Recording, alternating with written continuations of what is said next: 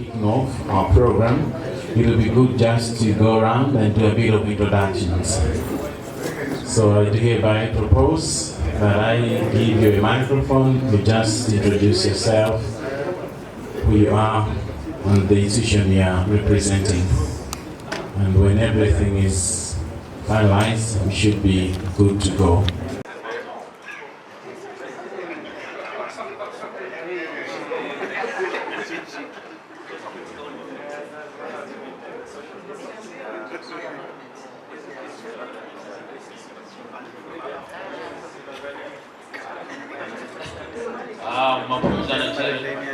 Senior ICT Officer, National Planning Commission.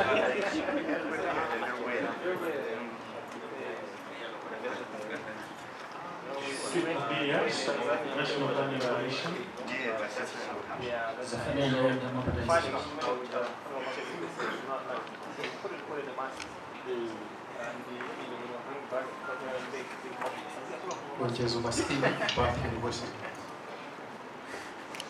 Samu katengeza Luana.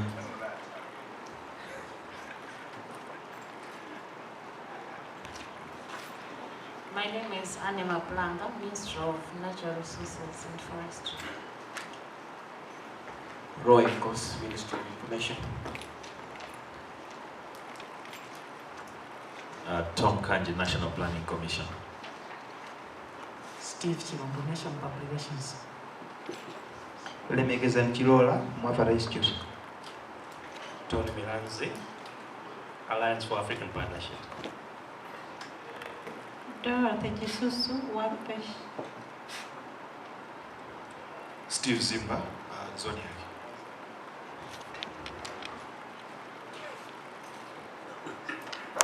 Joseph Nagoli, National Planning Commission. Kondwalingwira, Project Innovation Center. Magego Konje, Mwapata. Lloyd Pitira, Landolex 2037. Titian Dodo, Center for Agriculture Transformation. Tabi Chilongo, Moana. Hudson Agamao, ATI. Macfarlane Nkoma, Center for Agricultural Transformation. Greta Nchimambo, National Planning Commission. Frank Kamanga, National Planning Commission. Benita Mkaga, Masco Radio Station.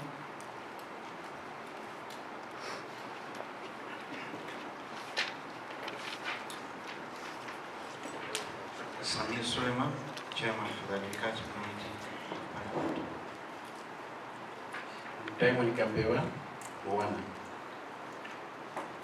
Good evening, my name is Ruben Osopole, Acting Director of Planning, Ministry of Agriculture.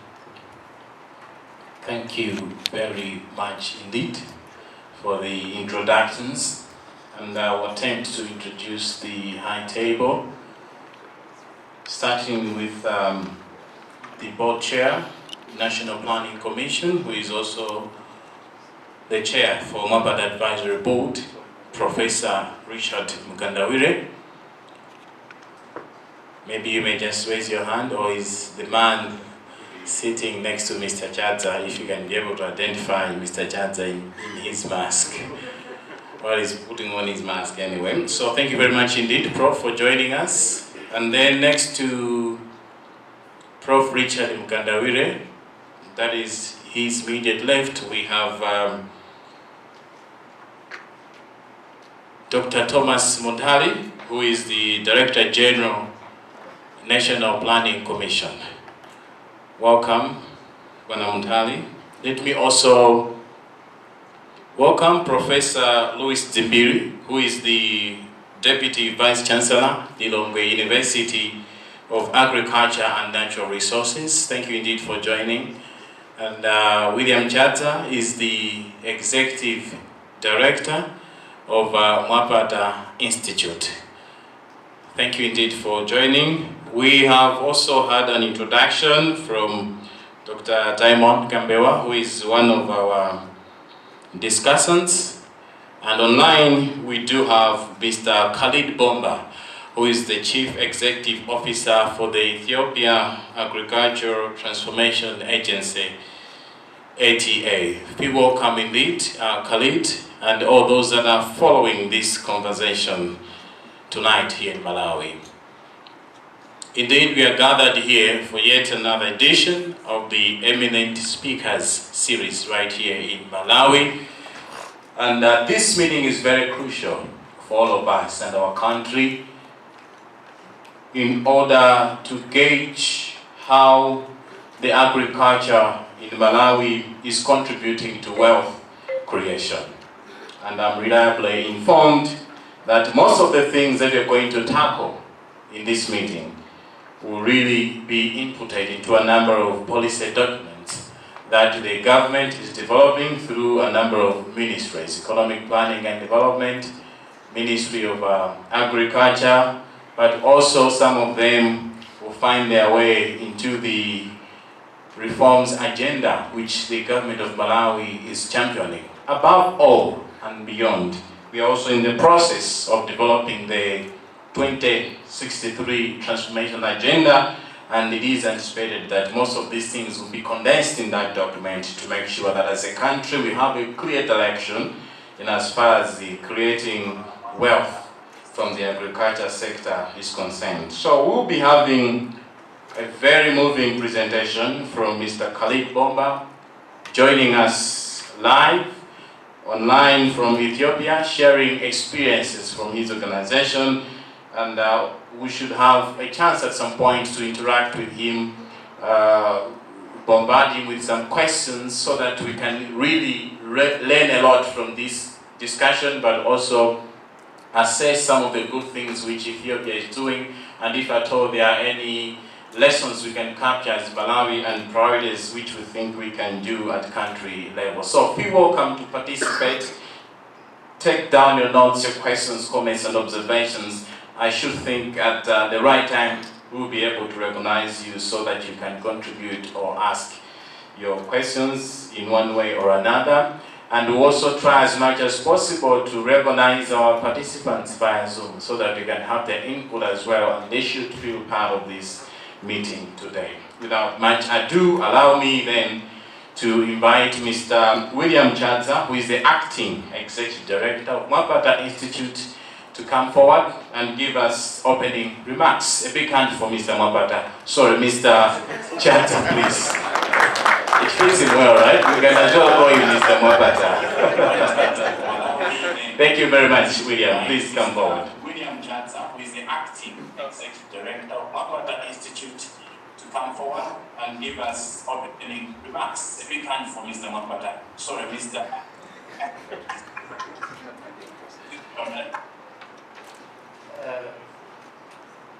Just to recognize Professor Richard Mkandawire, Advisory Board Chair for Mwapata Institute, and also Chairperson for the National Planning Commission, Honorable Sami Suleiman, Chairperson of the Parliamentary Committee on Agriculture, directors from different ministries who are in here,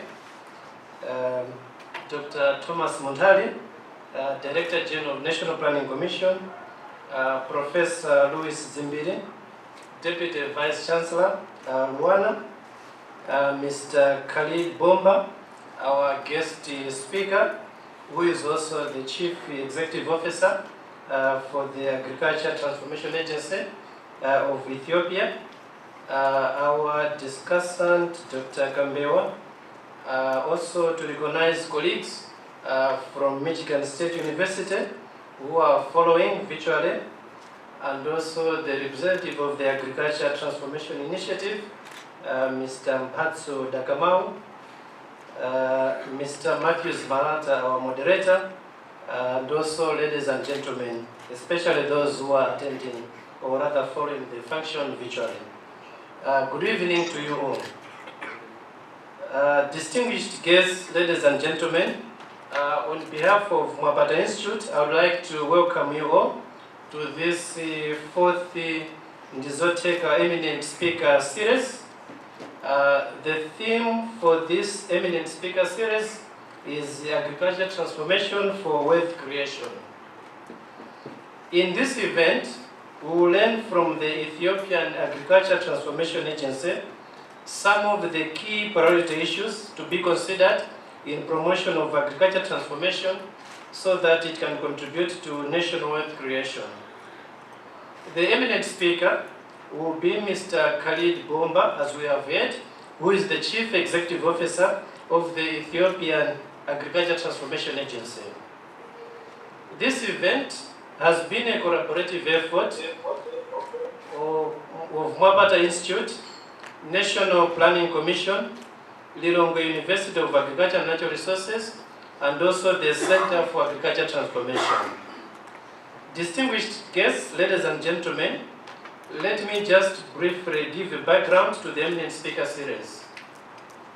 These Eminent Speaker Series events are contributing to the promotion of candid and honest dialogue with distinguished thinkers, both within Malawi and beyond, in order to generate implementable solutions for accelerating Malawi's socio-economic transformation and also promoting a positive mindset on Malawi's development possibilities.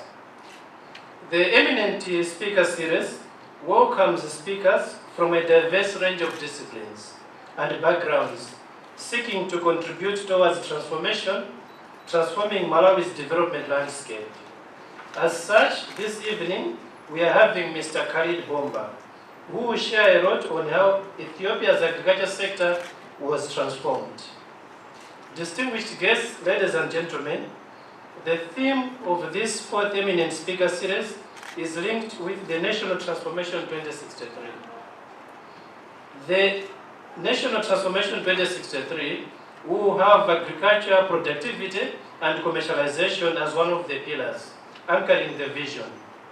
As such, achieving this vision will require broad-based transformation in policies and programs design, project prioritization, implementation, monitoring and evaluation, as well as knowledge leveraging. I would like to thank you all for being here, and I look forward to your participation in the discussions this evening. I would also like to sincerely thank our guest of honor, our guest speaker, for accepting to share with us the successes and lessons in agriculture transformation from Ethiopia. And a big thank you as well should go to our discussant, Dr. Diamond Kambewa, who has agreed to be the discussant and share his experiences. We are so hopeful that Malawi will learn and act on the issues that we emerge from the presentations and discussions this evening. Lastly, let me also express our appreciation for the participation of the chairperson of the Parliamentary Committee on Agriculture, Honorable Samir Suleiman, as well as other government, civil society, development partners, academia, private sector, and media representatives. I believe that with all of us working together, we will transform the agriculture sector in this country. Distinguished guests, ladies and gentlemen, I thank you for your attention.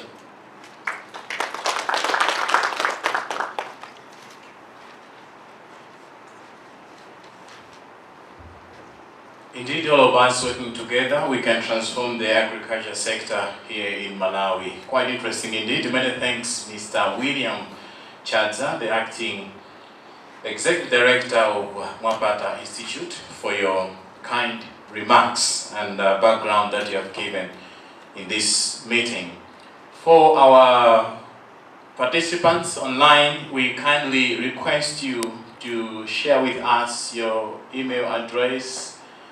You can also indicate the institution you are representing so that you can keep your database. So you can just put that in the chat box. That will be really pretty much helpful for the team that is organizing this great event today. At this moment, let me invite Dr. Thomas Munhali, who is the Director General of the National Planning Commission, to deliver his speech. National Planning Commission is indeed part of the Mwapata Institute, and NPC has a very, very critical role in this process, and we'd like to hear from them how they would like to help in this agenda of transforming the agriculture sector. But I welcome Dr. Munhali. Thank you.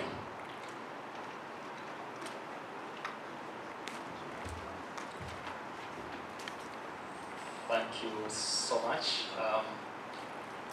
the moderator matches, indeed the chairperson of the National Planning Commission, who is also chair of the advisory board of Mwapata, Professor Richard Nkandawire, the chairperson of the Agriculture Committee in Parliament, Honorable Samun Suleiman.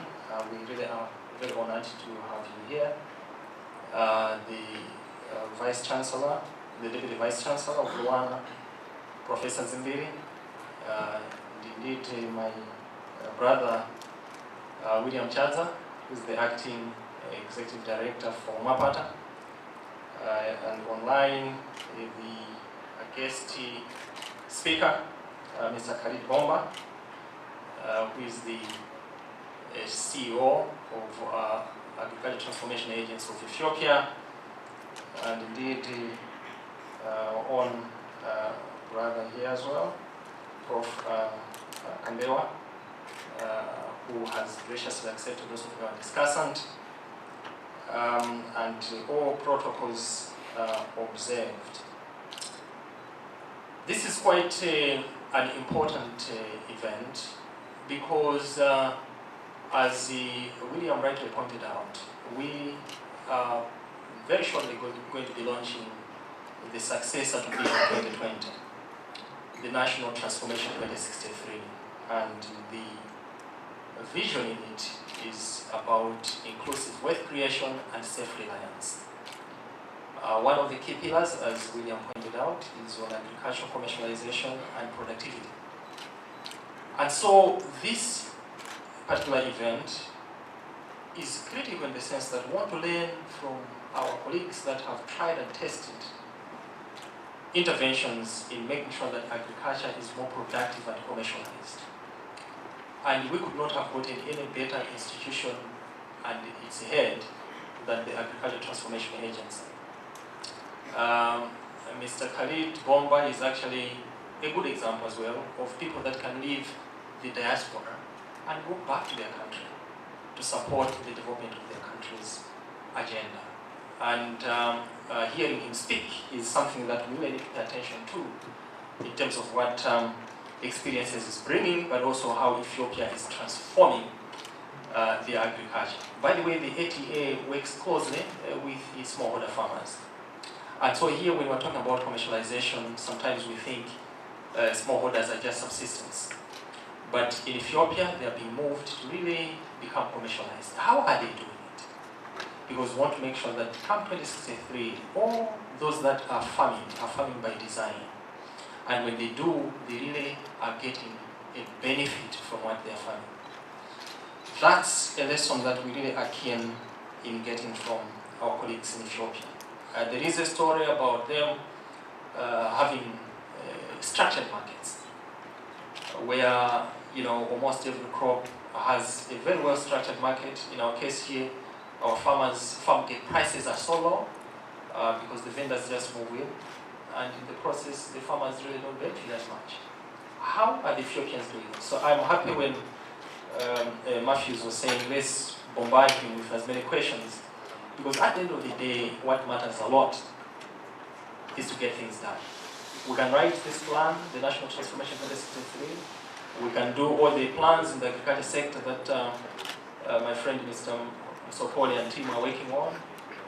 But if we don't do it, then we're wasting our time. So we need to know how our colleagues are doing it, including how they're doing the cooperatives and stuff like that. So I think I don't want to take much of your time. I'm also very keen to listen to what Mr. Bomba, and indeed by extension our very own Dr. Kambewa is going to say about where are we getting it wrong in terms of getting agricultural productivity and commercialization to happen.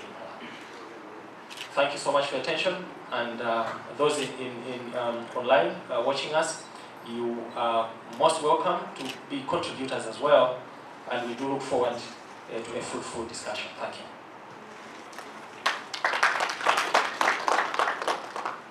Thank you very much indeed, Dr. Mutali, for the remarks that you have made. It's indeed quite interesting.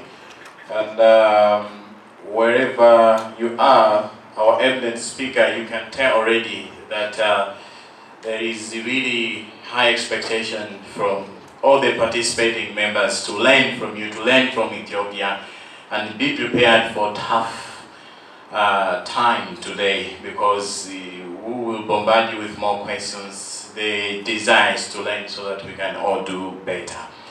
Professor Louis Zimbiri is next to come on the podium to address us. He is indeed the Vice Chancellor, Lilongwe University of Agriculture.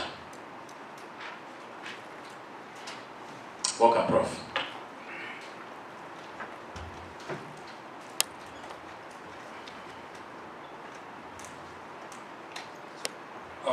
Thanks very much, Director of Ceremonies, Mr. Marata. I'm the Deputy Vice Chancellor, not the Vice Chancellor. Thanks very much. Professor Richard Nkandawire, the Chair of the National Planning Commission, and at the same time also Chair of the Advisory Board of Mapata. Honorable Samis Suleiman, Chair of the Parliamentary Committee on Agriculture. Dr. Thomas Muntali, Director General of the National Planning Commission. Mr. Khalid Bomba, CEO, Agricultural Transformation Agency in Ethiopia, who is also our eminent speaker today.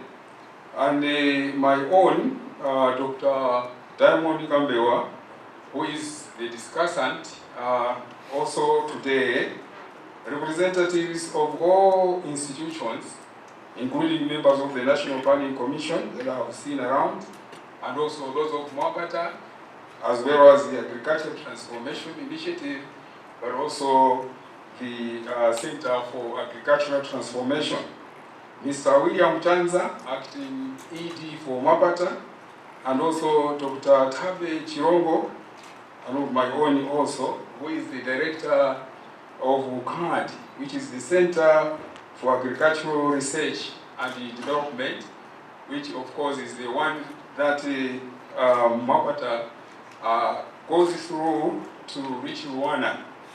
And also distinguished participants who are here, and those that are watching us virtually, as well as the members of the media who are present here, and all protocols observed.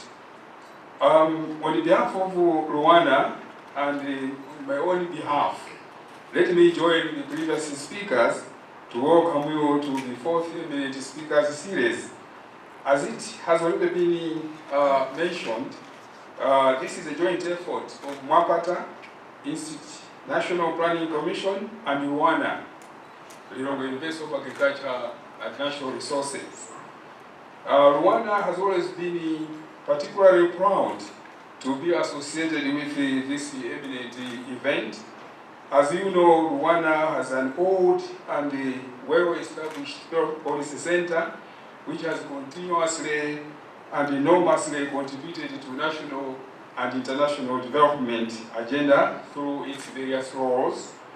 As Rwanda, we think we can contribute more if we partner with like-minded institutions like Mapata, NBC, among others, nationally as well as internationally. I would like to thank and commend the organizers of this event from the three institutions already mentioned for the investment they have had in time, effort, energy, among others, to organize this to this level. More importantly, also, appreciation goes to the eminent speaker, Mr. Khalid Bomba, the Chief Executive Officer of the ATA in Ethiopia, also accepting to be an eminent speaker at this event. We know how busy he is. We know you are very busy, but we really feel honored that you are part of us here. Of course, we have heard, as Rwanda, a lot about your institution. Coincidentally, almost 2 years ago, one of Rwanda members of staff, who also happens to be one of the organizers and director of CAD, Dr. Chirongo, was part of a delegation that came to a learning visit at your agency. In fact, they had reported very successful stories how you are able to transform agricultural landscape in Ethiopia. And it is those lessons that Malawi and the rest of Africa want to learn from you. Your eminent speech is coming at the right time, as mentioned earlier, when Malawi is coming up with a long-term agenda, the National Transformation 2063, where agriculture is expected to play a pivotal role in transforming the economy. I would also like to acknowledge our own Associate Professor Dr. Diamond Gambewa for accepting to be a discussant at this event.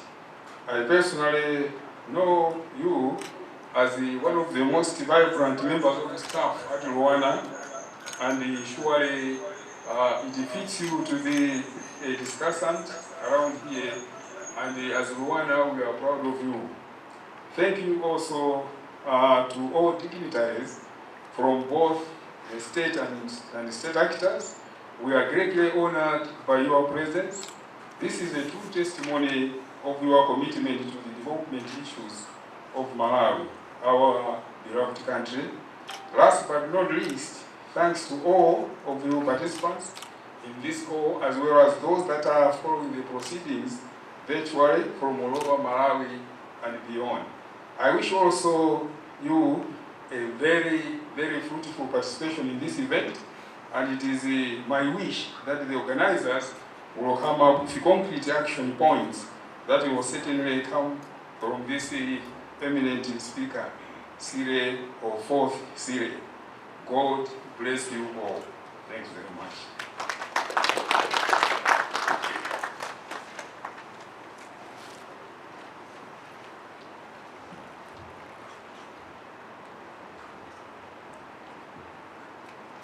Many thanks indeed, Deputy Vice Chancellor Luana, Professor Louis Tsibiri, for the remarks that you have just made in this room. What's coming out clear is that everyone is really interested in moving forward. Everyone is really anxious to see the things that we are discussing today being implemented, and that came out indeed from your speech, Prof.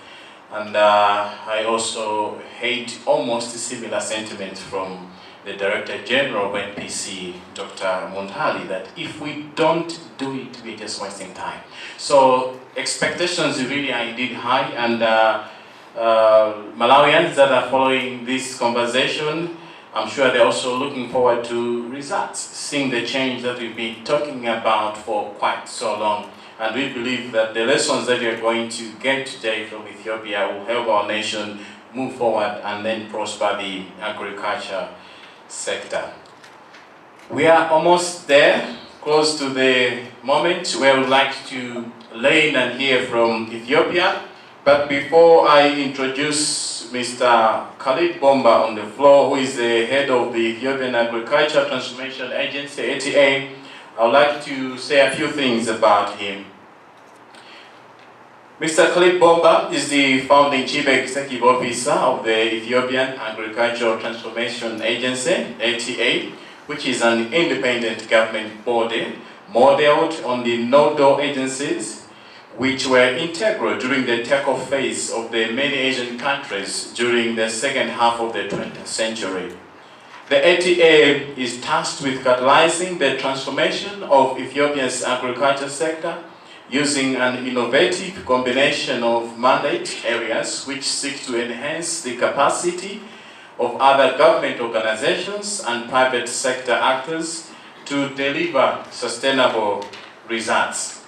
Since its creation in 2020, the organization has initiated over 40 different projects, many of which have gone to scale and reached millions of farmers across Ethiopia. Prior to joining ETA, Khalid held senior level and executive positions in a diverse set of public, private, and development institutions such as the Bill and Melinda Gates Foundation and JP Morgan. Khalid received his PA from Swarthmore College, an MSc or Masters from Oxford University, and a second master's from London School of Economics. Ladies and gentlemen, allow me to welcome Mr. Khalid Bomba to deliver his speech in this 4th edition of Eminent Speaker Series. A big round of applause for Mr. Khalid Bomba as he joins us live from Ethiopia, and all the people following this conversation on our Facebook page, which is Mwapada Facebook page. Please feel welcome to participate. You can also drop your questions in the chat box. We should be able to attend to that. Over to you, Mr. Khalid Bomba. Thank you. Looking forward to hear from you. The first part of my presentation, I think somebody has changed the presentation itself. I will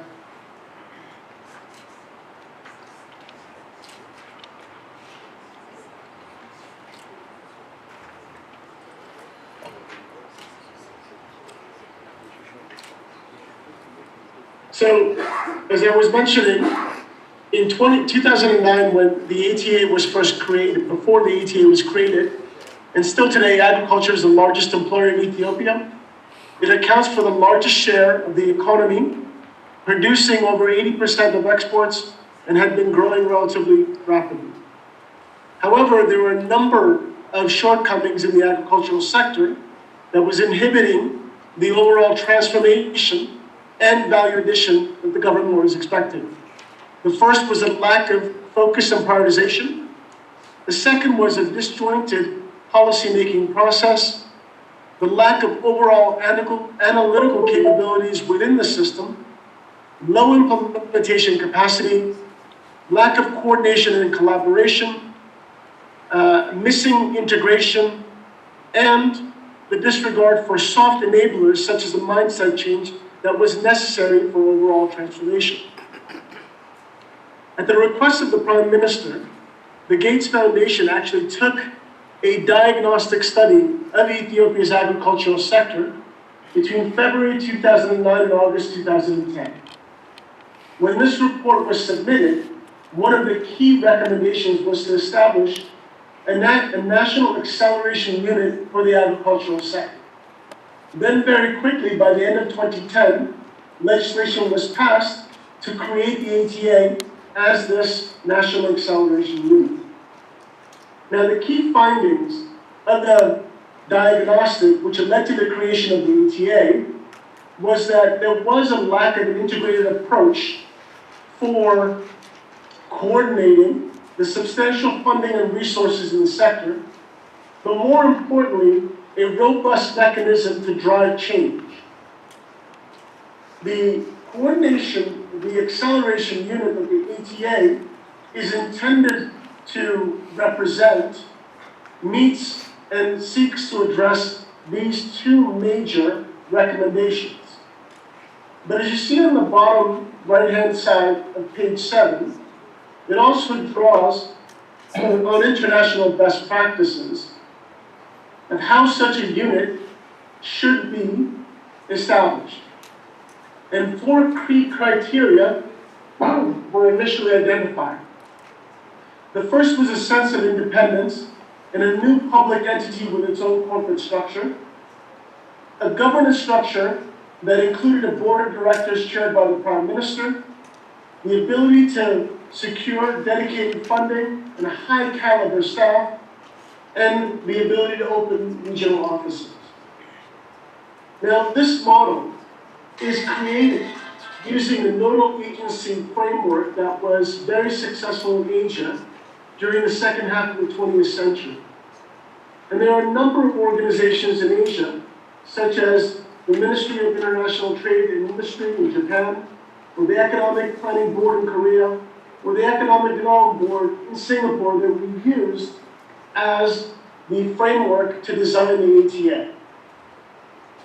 And on page 9, what I've done is outline essentially what the ATA does. When people ask me, what does the ATA do? I normally point to this page, which highlights the 4 big mandate areas of the organization on the left-hand side, and our approach to transformation. So the mandate areas of the organization are first, to undertake analytical studies. The second is to take the lead in implementing a narrow set of projects. The third is to support partners in their execution capacity. And the fourth is to facilitate linkages and coordinations. Now, these mandate areas are aimed at two specific approaches. The first is to identify and support the implementation of interventions that address systemic issues across the entire country. The second then is to focus on some specific geographies to integrate these interventions so they make an impact in a particular area on a set of strategic commodities. So in this way, we have almost a matrix structure where systemic interventions are addressing common issues across the country, and then the geographic programs are addressing strategic commodities. Now, what have been the major achievements of the ATA since its establishment 10 years ago? Now, there are three broad, big picture, macro level achievements that I would point out. The first is that we have helped the Ministry of Agriculture and other stakeholders really think about agricultural development in a very different way. Thinking of it from initially a focus on production and productivity and food security to one that is much more systems oriented, that thinks about markets and very similar to Malawi about wealth creation. The second main difference that we've made is in changing the perception of agriculture as purely a beneficiary-oriented activity to one that is about a business and providing actionable recommendations based on data and analysis. Now, these changes in approaches, as you see in the middle part of the slide, have led to over $1.6 billion of return on the investments that we have made at ATA directly. And this is based on an impact study that's currently being conducted by FAO. And the last macro level achievement that we have made is that we have helped to build the capacity of our partners, especially in the public sector, across the country, and served as a center of excellence where people that work at the ATA move on to other positions within the country, both in the public and private sector, to enhance the delivery capabilities of the sector as a whole. Within the specific mandate areas of the organization, in terms of studies, we've generated over 250 different action-oriented studies, some of which range from policy and regulatory recommendations to sector and value chain analysis to actual project designs. And our analytical team is modeled after the teams that you might have often seen from places like McKinsey or Bain or BCG. So it's a different type of analysis that we do compared to the research analysis that the Ethiopian Institute for Agricultural Research does. So the types of studies and analysis that we do are more short-term, more practical, immediately implementable types of analysis rather than long-term research studies. And as you see on the right side of page 12, over 70% of the studies that we have actually undertaken have been either implemented or used for decision-making. So that's a relatively high rate of return in terms of the impact of our studies. In terms of our projects, we've implemented over 40 different projects, about a third of which are pilots, 20% of which have been handed over to other partners to scale up, 20% of which have been scaled up externally, and 27% we've actually scaled up ourselves. And examples of these projects are something like a direct seed marketing project, which now accounts for over 60% of the improved seed in Ethiopia is sold through this channel. Or the 8028 Farmer Hotline that has over 5 million registered users. And this is the way in which we provide extension advice to farmers that supplements the extension agents on the ground.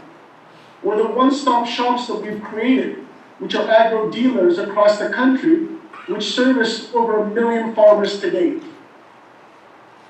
In terms of our implementation support activities, what you see on the left is the direct support that we've provided to the Ministry of Agriculture and the partners, which has increased the ability of our partners to execute from about 30% of their activities being on track to over 2/3 of them being on track. And specific projects or activities that we've helped include something like the Ethiopian Soil Information System, which is a project that has provided a digital soil map of the entire country, so the farmers now in Ethiopia have fertilizer recommendations at the district level rather than a blanket recommendation across the country. The linkages and coordination we provide operate at two levels, either at the strategic level, which allow the Prime Minister and the Minister of Agriculture to strategically integrate and coordinate different ministries and different partners at the national level, to operational linkages that we provide at the Warada or district level, working through the regional bureaus of agriculture in Ethiopia. Now, the unique aspect of the ATA is the fact that we're able to integrate these 4 different mandate areas in different ways at different times. And it's this integration, the ability to use our studies to feed into the projects that then feed into the implementation support, and then link and coordinate partners that makes the model extremely effective. But what you see on page 17 is the way that these different 4 mandate areas drive decision-making, drive the introduction of innovative projects, and ultimately improve production and productivity, reduce losses, and ensure environmentally sustainable production. Ultimately, however, the goal is to increase agricultural value addition in GDP, increase incomes, and reduce poverty in Ethiopia, all of which are goals to which we have contributed over the past 10 years. And on page 18, this is an incredibly dense page that I won't go into, but what we've done here is highlight how each of our different mandate areas aim to address the 7 main issues that were initially identified during the diagnostic phase of the ATA. Now, the ATA's model, and this is why it's such an incredibly powerful model, can work in very different ways. At the early stages of the ATA's founding, around 2010 to 2013, we actually worked like a think tank, where most of our activities are around generating studies to provide policymakers with advice and recommendations on what areas of the sector to prioritize and what policy measures could make the biggest impact. In 2013, we shifted towards more of an implementation catalyst, where the direct implementation of projects and the support we were providing to partners were more prevalent. And 2 years ago, we shifted towards more of a system integrator, where more of our activities are focused on coordination and linkages, as well as using our project activities in a more catalytic manner. As a result, this has allowed us to be more responsive to the different prime ministers and ministers that we've worked with over the past 10 years, and the changing dynamics with different stakeholders within public as well as private sector. Now, what is the relevance of this model for countries like Malawi?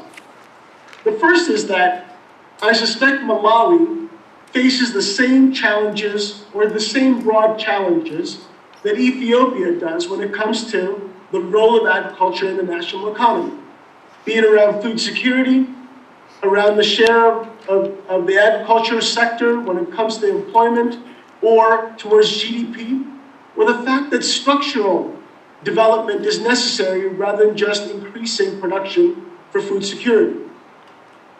In addition, we all face the same challenges when it comes to climate change, when it comes to the need to address issues around gender equality, and the importance of nutrition as a means of ensuring sustainable development of our population, most of whom are young across the continent. Now, there are many, many actors, and this is the important issue that we always try to highlight in Ethiopia, is that the role of the ATA is not to replace other actors or marginalize different institutions. Instead, it is to recognize that all of these different actors that are working in the country, in a country like Ethiopia or Malawi, sometimes lack a sense of coordination, and everybody's kind of doing their own thing.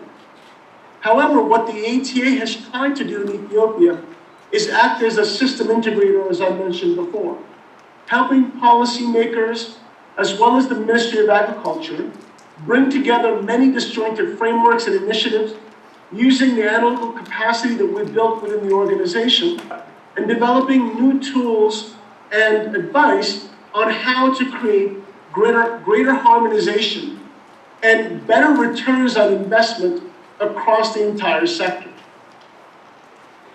Lastly, of course, COVID-19 has disrupted the development that many of our countries, including Ethiopia and Malawi, have undergone over the past 10 years. But we think that this should be an opportunity for us to redouble our efforts in the agricultural sector. There's a lot more that we can do in agriculture by increasing our investment to reduce poverty and create the kind of wealth generation and sustainable development that we believe that is possible to achieve in Ethiopia, as well as in places like Malawi. The preliminary analysis that we've done on the Ethiopian ATA, and I believe that there were colleagues from Malawi that actually came to visit Ethiopia a few years ago, is that the critical success factors of what allowed Ethiopia to have an ATA that was successful are also replicable in other countries. Things like the hand-on engagement and support of the head of state, a flexible and adaptable business model that's targeted and focused to the priorities of the country. Different public sector actors would also be well-defined, especially with the Ministry of Agriculture, the Research Institute, and other partners in the public sector. Now, nevertheless, we still think that this model is replicable because in Ethiopia, it was focused to support smallholder farmers with a view towards commercialization. However, that orientation can be changed towards Malawi's drive for agricultural-driven wealth creation, or food security, or nutrition and sustainable food system. So with that, let me conclude my remarks and thank everybody for their kind attention. Thank you very much. All right, thank you so much indeed. May we offer him a big round of applause. Many thanks indeed, Mr. Khalid Bomba, for the presentation. Quite enlightening. Lots of issues have come up, and I'm sure we have taken note of the things that we'd like to follow up on, and we should be doing that shortly. That will be immediately after our discussant, none other than Diamond Kambewa, has done his part. And with that, allow me, distinguished guests, ladies and gentlemen in this room, and all those that are following the conversation through our social media platforms, the National Planning Commission with Facebook, but we are also live on the Mwapada Institute Facebook page. And those of you that are following this conversation via Zoom, we have about 68, 70 participants. Many thanks indeed for joining.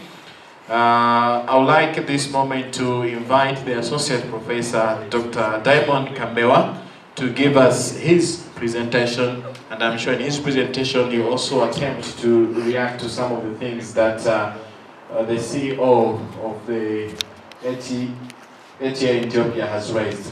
Welcome, Associate Professor Diamond Gambiwa. A big round of applause for him, please. Thank you, the Master of Ceremony, for getting the time for me to stand here to present and talk about my views on the presentation that my late colleague, Mr. Khalid Bomba from Ethiopia has made. I recognize the presence of the chairperson of Professor Nkandawile. I recognize the presence of the acting executive director, Mr. William Chaza, the Director General, Dr. Thomas Mutari, and the Deputy Vice Chancellor of Luana, Professor Louis Zimbili. Ladies and gentlemen, welcome to this important time when we can engage with each other about the transformation that we're looking for in Malawi and what is that we can learn from elsewhere, places like Ethiopia.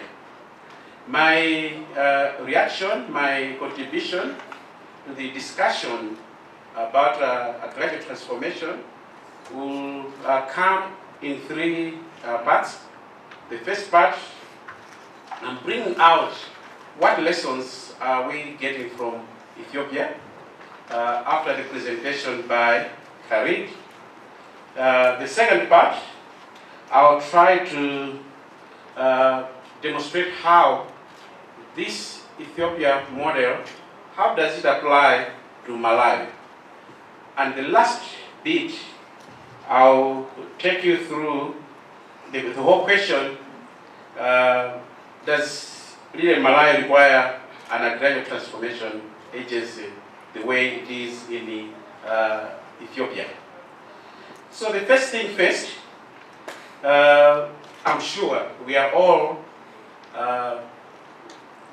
prophets of transformation, agricultural transformation, and it's the song that we always sing about when we talk about agriculture in Malawi. And I think the best facts presented by Mr. Khalid, they indeed apply how important agriculture is in Malawi.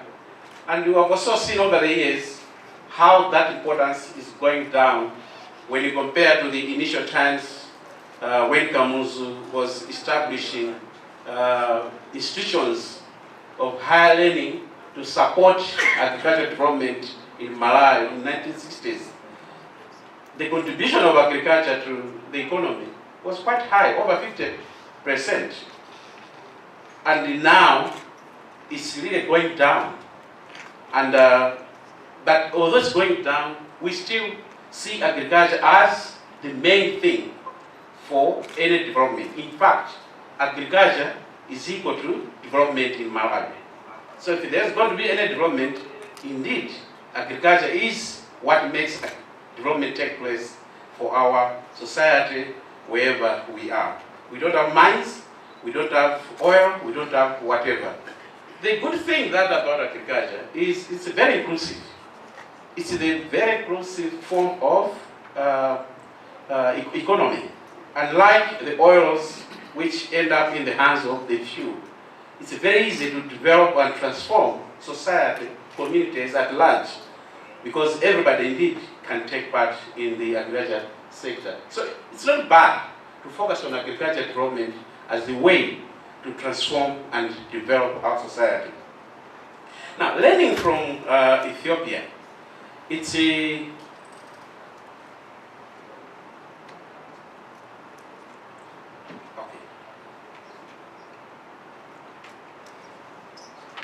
I'm told I need to have some earphones.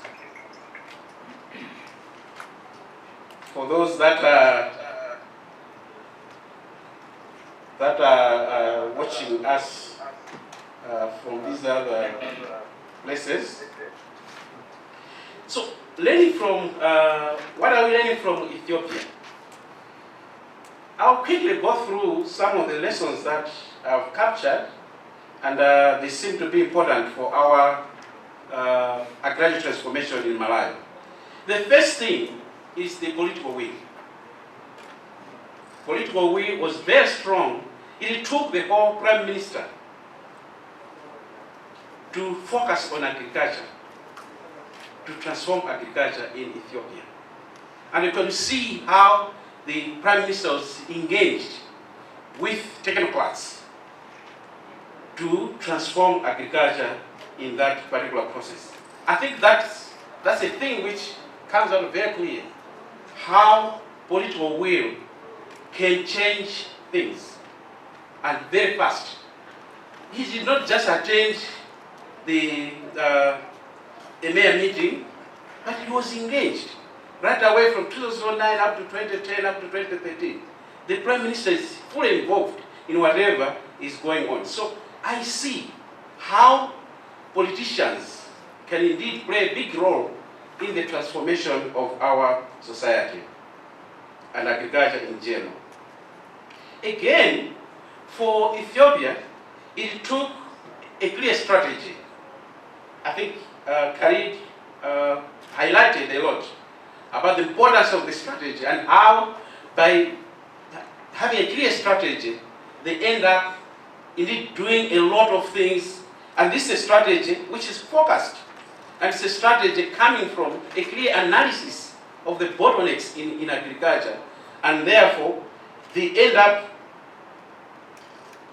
developing something which is guided by a clear strategy which is there, and agriculture transformation is taking place. Now, on the basis of this particular strategy, they recognize the multiple players that are in agriculture, and they highlight coordination and collaboration as an important aspect for agricultural transformation to take place. And I think in agriculture, in Malawi, we know how many players are there and how much transformation is taking place. These questions have to be taken on board as we try to unpack the transformation for our agricultural system. Collaboration and coordination, they played a big role, and a multi-stakeholder group, therefore, was envisaged as a better way to carry out that particular process. And again, this coordination and collaboration comes from a clear realization that agriculture should be seen as a system. Agriculture has to be seen to be having so many dimensions, so many faces that are taking place. It's not one discipline, it's not one sector. Several sectors have to come together, work together to transform this particular system. So the multidisciplinary approach, the multi-sectoral approach, indeed made it possible for transformation to take place because there was heavy coordination and heavy collaboration taking place. Very interesting also is the fact that research and researchers are playing a big role in the process of transformation. And these are the researchers that are doing research to inform policy. Research which is action-oriented. Research that is going to change things the way we do them.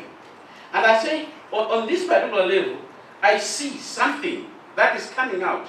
Most of the research that we do, most of the research is too basic. Yet there's a lot.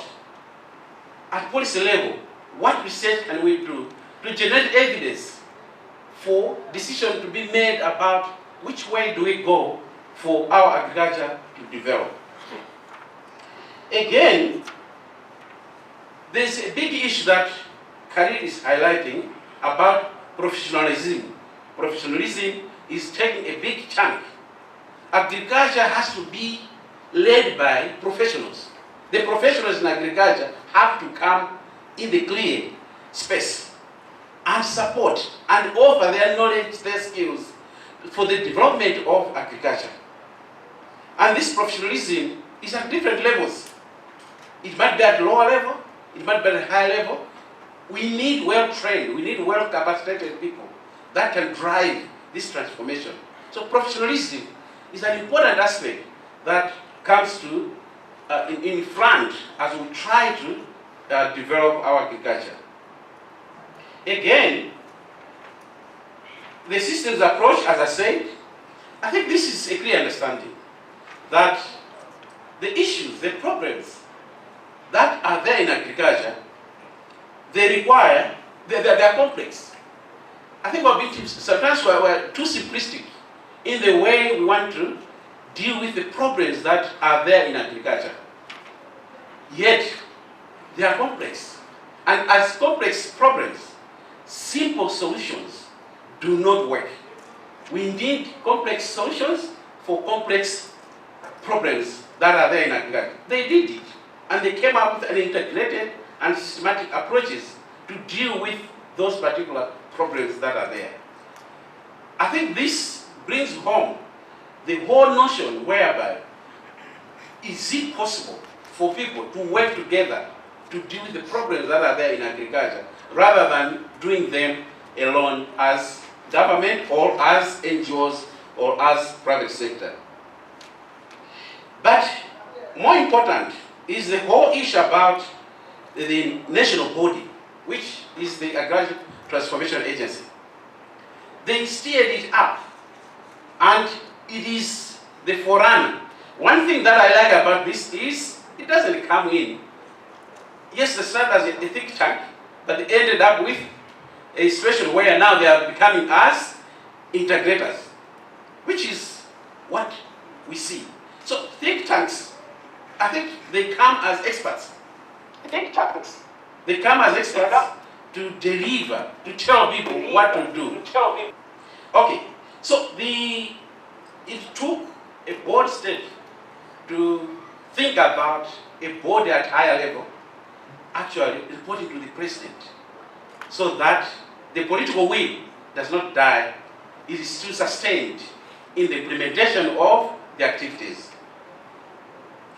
Again, the business model is an issue that should be highlighted in this particular case. And I think this goes at different levels. It's a mindset change that it took to move people from, which is a very dominant issue in our case, from the welfare approach to agricultural development to indeed a business model. It's a song Malawi has sung for a long time, that let's take agriculture as business. But exactly how are we doing it? And there's a conflict between the welfare approach to developing agriculture and the business approach. There's too much welfare. Of course, it makes sense, especially now that we have the parliamentarians here. Maybe the welfare approach makes it easier to convince people, to make people think, yes, we're being safe. But I think it's killing the society, which needs to take the business approach to development in this particular case. So how does this apply to Malawi? How does this apply to Malawi? The political will issue, to me, it's a very, very important issue. But what we see in Malawi, there is a clear divide between policy and practice, policy makers and researchers. It's a clear divide. Rarely do we have situations where researchers are inputting into policy processes. So from the political economy analysis perspective, you literally see that we have indeed clear policies, and I think people have sung this song quite often about how good Malawi is with its policies, but implementation seems to be a problem. We still have this as a problem. What we implement on the ground are mere interests of politicians and not the policies which are good. They still stay on the bookshelf. So if we can change this, it will take politicians to abandon their interests and indeed see transformation as a way to go, so that what we implement are the policies that are in place. Ideologies for politicians have to be seen supporting policies that are so good and are in place. The second thing is about the clear strategy. Yes, it's a thing. It applies to Malawi. But again, when you look at the extension policy, it's a clear case. It's a clear issue that we need to learn from about this particular process. A very good policy which advocates the very same issues that we're talking about here, issue of coordination and collaboration, which is very important in the transformation. But even within the same Ministry of Agriculture, some departments don't know about the extension policy. Don't even talk about the extension policy. Within the same Ministry of Agriculture, don't use the extension systems that are developed using the extension policy. So how do we ensure coordination? How do we ensure collaboration in agriculture when these things are not in place? They are there, the strategies are there. And the extension strategy which is coming out is very clear on how we should do agriculture in Malawi. The multi-stakeholder group approach is there, very clear in the strategies in Malawi. But using them, that's where the problems are. And the extension policy is a clear example which has suffered a total impasse. The extension policy was developed in 2002, and the strategy for implementation of the policy was developed in 2004, and 2006 it was revised. But from 2006 up to date, it's only NGOs on the ground that are doing it. Come to national level, there's nothing. There's just a mention of national stakeholder panels. But where are we? How do we implement a coordinated agriculture when what we have, these policies, are not being implemented? It's a big problem, I think, in the Ministry of Agriculture. It has to be dealt with. The other thing is the role of research. I think it's a clear case which really we need to emphasize. And it's very important for extension to embrace, and for development to embrace, and for the country and ministries to embrace the interaction between policy makers and researchers.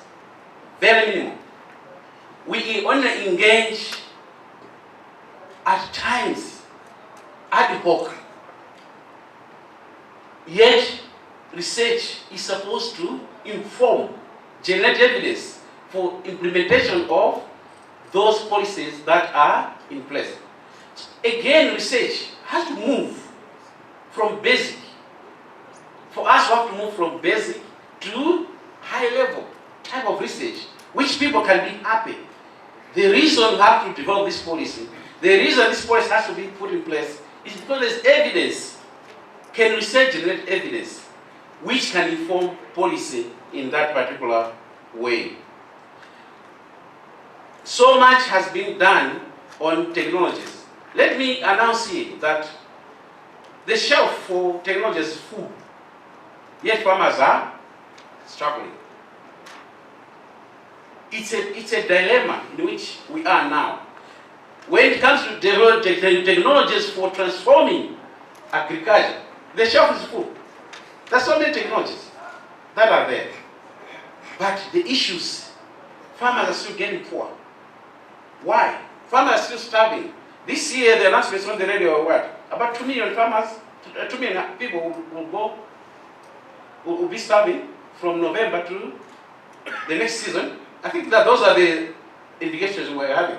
Why should Malawi have 2 million starve when of technologies available? I think think it's a thing. We need to change the way we're doing our research. Research has to inform policy. Because agriculture is not only a technology thing, there are also governance issues. Governance issues are playing a big role, and they're pulling down development, transformation of this society. The only time Malawians tested development is when extension worked, when markets worked, when ecosystems worked. After that, Malawians are going down. Society is going down. Transformation is not taking place. Again, the quest for capable workforce in agriculture cannot be overemphasized in this particular case. The capable. And I think I like the new extension strategy. Unfortunately, we started working on this new extension strategy some time ago, but I'm told it's still waiting for signing for it to come out so that people can start using it. The new extension strategy emphasizes professionalism in agriculture. Can we emphasize that agriculture should not be approached as common sense? Agriculture has to be seen as a profession, and people in agriculture have to be professionals. So with this new strategy coming out, all the approaches of working in agriculture as common sense, where an NGO can employ somebody who has never been trained in agriculture to work with farmers on agriculture. I think we're not being fair. We cannot transform this sector with that approach. Professionalism cannot be overemphasized. At different levels, at Capitol Hill, all the way down to the community level. We need professionalism. Now, my last part is, does Malawi require an agricultural transformation agency like Ethiopia? I have two answers. One part of the answer is, yes, we need it. But we need it, we can develop that one, which can be in the form of a mere authority, or the authority for transforming agriculture sector in Malawi. And this comes on the basis if the existing processes, existing structures that are there in Malawi cannot be transformed and become professional to deliver the transformation that we're looking for. So, if we do an analysis and found out that the existing structures, the existing institutions cannot become professional enough, then we can establish another one. The answer to this question would be no, if the existing structures can indeed become professional enough and improved with what the agency has done in Ethiopia, which is, it needs clear support from decision makers, politicians, and other important stakeholders. Again, as long as these structures can be transformed themselves and focus on business approach, wealth creation, running away from welfare, looking at people as vulnerable. People are not vulnerable. Look at them as people with capacity, people with capabilities that can transform this particular society. And therefore, as long as we look at changing the existing ones, learning from Ethiopia, we should be able to mount a strong authority which can move and transform the agriculture sector. It's a big task. This transformation requires everybody. It's not a one discipline, it's not one sector. Everybody has to come in and play a part in this particular process. Thank you so much, ladies and gentlemen. This is the part which I wanted to contribute and share with you. Thank you.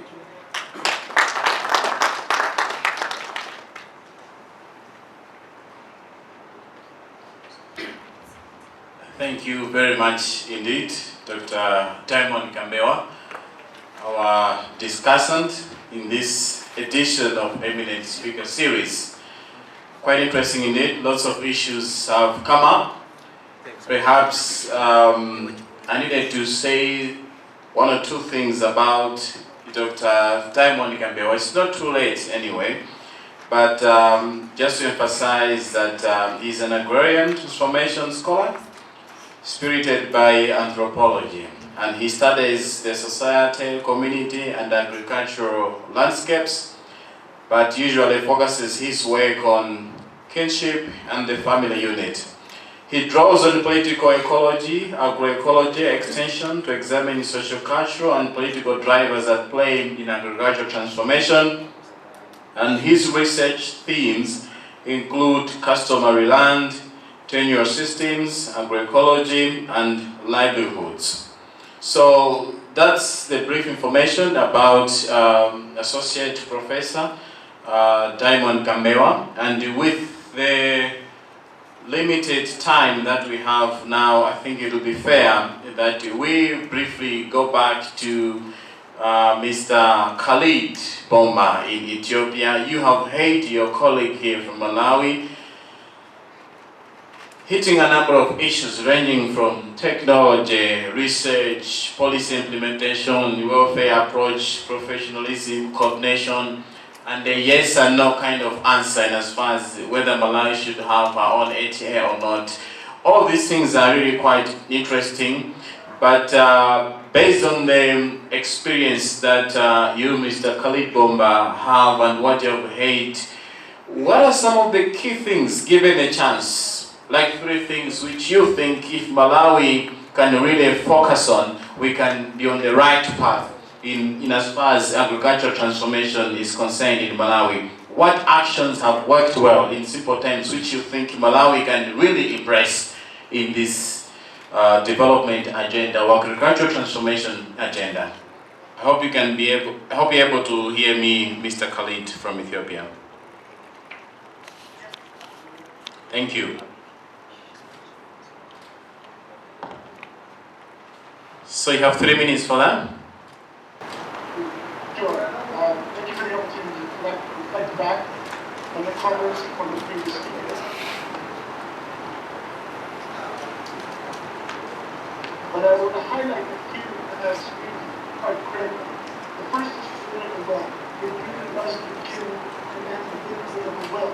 There is that political will from the senior levels of government. There's a great deal that could be achieved in the political system. So that's the first thing. The second one is the system approach. For us, is quite remarkable fundamental shift in the way that we work. Because agriculture, as we all know, extends beyond industry. For agriculture to have the kind of national impact that's necessary, then it needs a Ministry of Trade, a Ministry of Water, a Ministry of Transportation, and so many others.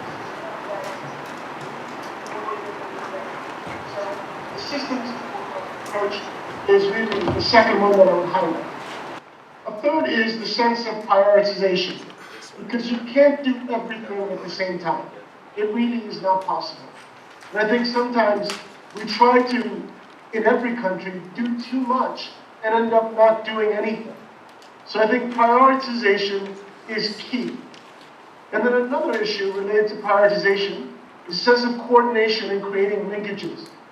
Because there are many people in all of our countries that are trying to do the right thing and trying to do good things.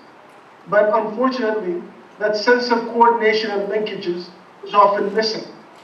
And then lastly, I would echo the sentiment around research, but really broaden it a bit more to say evidence and data-oriented decision. That's not just limited to the research institutes in the country, but rather every ministry and every policy should be driven by data and evidence. And in large part, what we have realized at the ATA in Ethiopia is that there isn't a data depository that exists in the country that's sufficiently robust to help our policymakers have access to that data, and those that are providing them recommendations on a real-time basis. So these are at least the issues that resonated for me in the previous speaker. But all in all, I think that very much the same challenges that existed in Ethiopia exist in Malawi. For us, what ATA was able to do was act as the catalyst, the driver of these initiatives. It's not the fact that the different activities of the ATA exist in different places, which they did in the past, but putting them under one roof, under one institution, and professionalizing the efforts and elevating them all the way up to the Prime Minister actually created the momentum and the catalyst to create greater impact than if they were disparate in different organizations.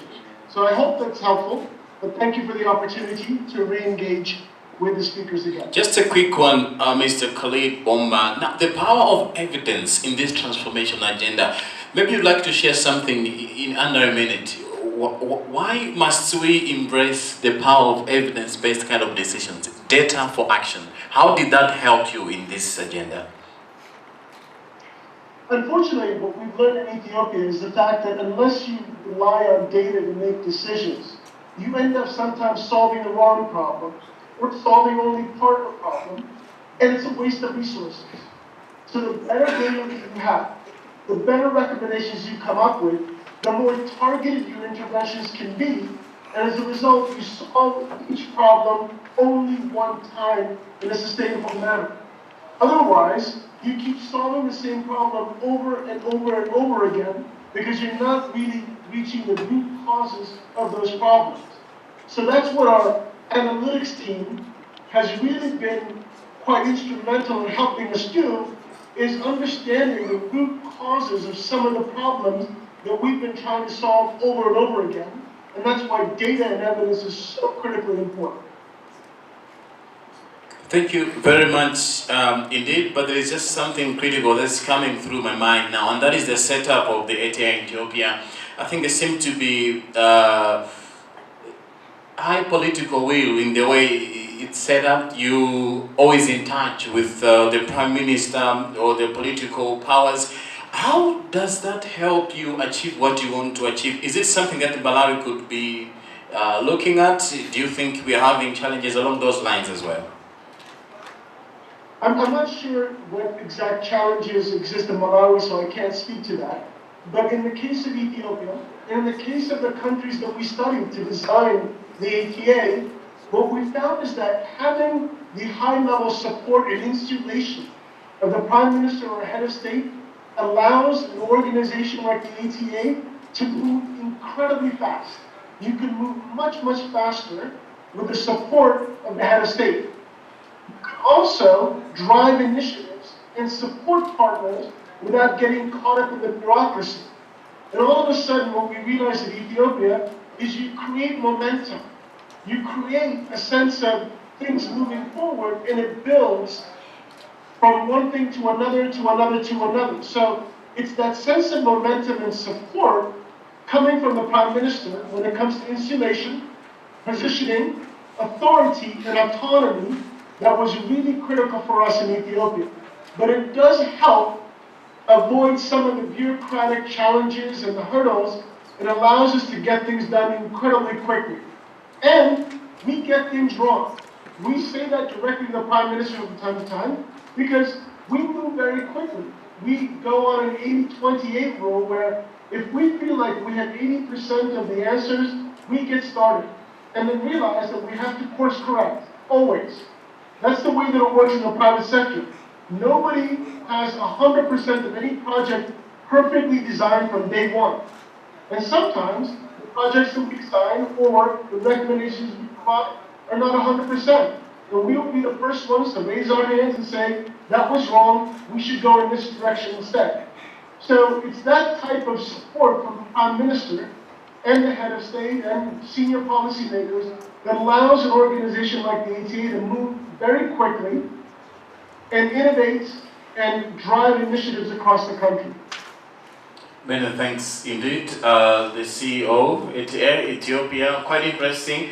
But I've got a question from one of the people that is following this conversation via Facebook, and then I also come here. I'll take some questions from the room to see how they are going to react to the two presentations that have been made today. I'll start with an observation or question rather from Adwell Zembeli. He's following this conversation quite well, and he says, it will be interesting to learn how smallholder farmers in Ethiopia are organized. The presenter talked of linking farmers to markets. How is this done? This is crucial for farmers to effectively respond to market demands, especially given the small and size holding for farmers in Malawi. Do you want to respond to that in under 30 seconds if you can? Very quickly, there are two things that we've done in Ethiopia that have been quite transformative. The first is what we call farmer production clusters. This is a voluntary association of farmers that we brought together so that we initially share agronomic practices and try to learn from one another. And over a period of 7 years, what we're hoping to do is essentially bring them to a production company, a legally registered production company. But initially it starts voluntarily as farmers learning from one another. In our first year, we only had about 9,000 farmers signed up. Last year, we had 1.8 million farmers after 4 years working in production clusters. Anywhere between 10 farmers, and the largest production cluster is about 250 farmers on about 200 hectares. So it looks like a big commercial farm. And these farmers are essentially collaborating, growing the same variety of commodity, at the same time using the same agronomic practices. And when it comes to linkages to markets, they now have economies of scale so that they actually negotiate with buyers as 200 farmers or 20 farmers rather than individual farmers. The quality is at a higher level, and even for the buyers, they don't have to negotiate with each of these farmers individually, because now there's a production cluster. So this production cluster concept, one which has been tried in many different countries, but which is now in Ethiopia starting to get real resonance and momentum, is the way that we've been successful in creating better linkages to markets. But the last thing that I would say when it comes to market linkages is that we typically start with the market rather than helping our farmers to produce something and then looking for markets.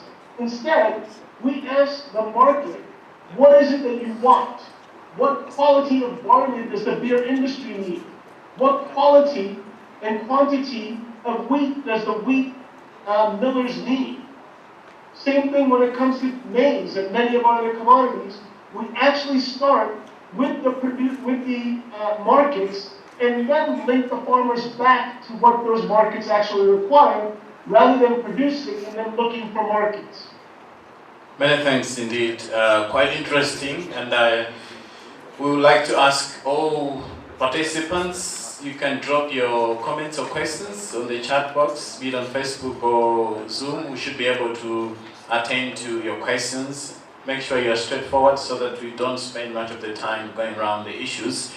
Contract farming has been mentioned by Mr. Khalid, and just a few weeks ago I was going through the contract farming strategy which was developed by the Ministry of Agriculture. It's quite amazing to see the issues that are in there, and it's also quite strange that maybe we seem not to be doing what's in there. But anyway, I'll leave it to the government at some point to clarify on those issues as to how far we have gone in as far as the implementation of that strategy and many others is concerned. Let me give an opportunity to participants in this room to ask questions either to Mr. Bomba or to our discussant, Associate Professor Panakambewa. Anyone with a burning question here? Okay, fine. We have a hand over there, so please feel free to ask your question. Just your name and then your question. Thank you. My name is Ndizotheka. Thank you very much, Bomba. And again, Professor Kambewa, for the clarifications. Quickly, I think it has come out clearly that the most important element that we need to pay attention is the political will involving the state. It's very important. I want to understand really how is it happening in Ethiopia. The reason I'm asking this is because we all know the Prime Minister or the State President, that's a very, very senior position. How do you really engage them in your activities? Is it because they have got some interest in the things that you're doing already? Or how did you motivate the Prime Minister to get involved in your actions? The second one is about the transformation that you're talking about. It hasn't come out clearly to me. Is it about smallholder or is it about a state? Thank you. Thank you very much indeed. How did you manage to loop in the Prime Minister and also the transformation that you're highlighting? Is it just for smallholder farmers or you're also considering others in the process? Thank you very much. Let me get one more or two more, if you don't mind. Yes, there is a hand there on that table. Please feel free.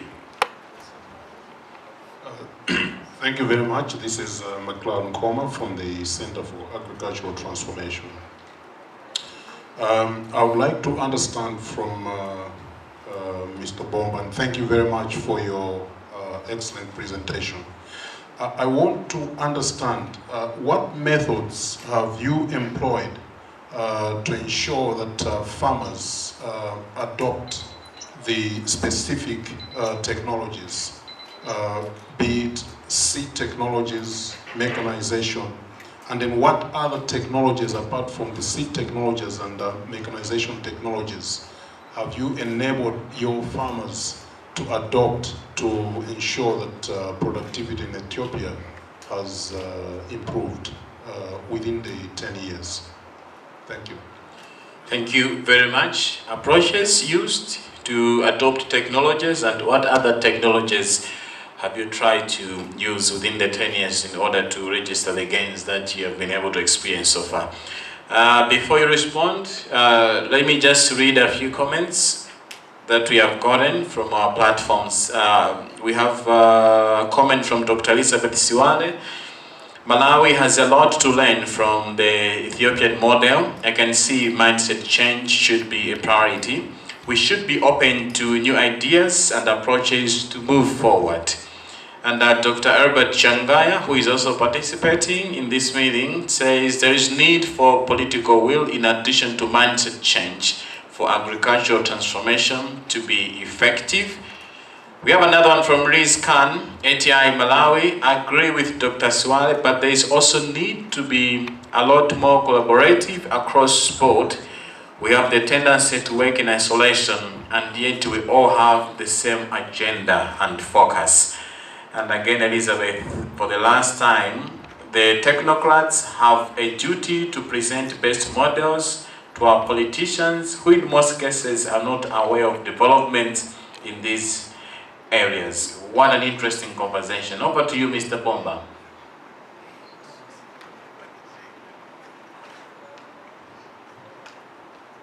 Thank you. I think there's a few questions. Let me try to answer them as quickly as possible. Sure. In terms of looking at the Prime Minister, this was done in a couple of different ways. First, it was relatively easy initially because it was the Prime Minister who asked for the diagnostic study which led to the creation of the ATA. But most important, maintaining the interest of the Prime Minister and senior policymakers was all about delivering results. As the old adage goes, success has many parents, but failure is an orphan.